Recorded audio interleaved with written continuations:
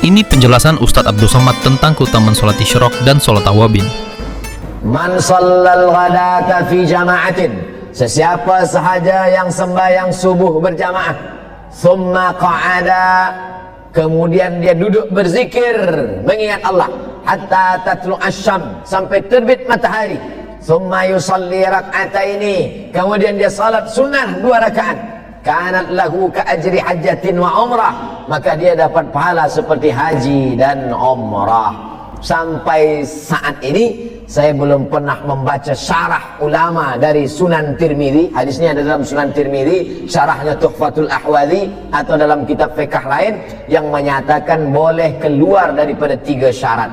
Sembahyang subuhnya mesti berjamaah, kemudian keluar masjid tidak, dia duduk berzikir dengan Allah sampai terbit matahari, barulah dia salat sunat isyraq 2 rakaat. Isyraq, duha, awabin, waktunya sama, rakaatnya sama, yang berbeza syaratnya saja. Kalau cukup syarat di awal disebut dengan isyraq. Bila dia tak cukup syarat, subuhnya tak ke masjid, atau lepas subuh ke masjid dia balik ke rumah, lepas tu dia salat, namanya duha. Bila panas terik, hina, Sahih Muslim, hina tarmidul fisal, ketika anak onta tak boleh merapatkan perutnya ke pasir sebab kulit perutnya tipis, tak dapat dia tempel ke pasir, anak-anak onta tegak berdiri kena panas, disebut salatul awabin hina tarmidul fisal. Tapi salat awabin ada 2 riwayat. Satu salat awabin Sahih Muslim, panas terik. Satu lagi salat awabin dari maghrib ke isya.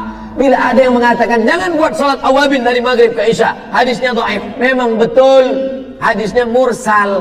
Mursal itu artinya ada nama sahabat yang hilang, tiba-tiba dari Nabi terus saja ke tabi'in, tak ada sahabat, mursal. Tapi hadis dhaif tetap boleh diamalkan kalau cukup 5 syarat. Pertama, bukan masalah hukum hakam halal haram. Kedua, bukan dalam masalah akidah. Ketiga, tidak ada periwayatnya yang kadzab, pendusta. Keempat, dia masih bernaung di bawah hadis sahih. Kelima, untuk fadail a'mal. Selama untuk fadail amal boleh. Apa kata Imam An-Nawawi? Ajma'al ulama 'alal amal bil hadis dhaif. Ijma' ulama beramal hadis dhaif boleh.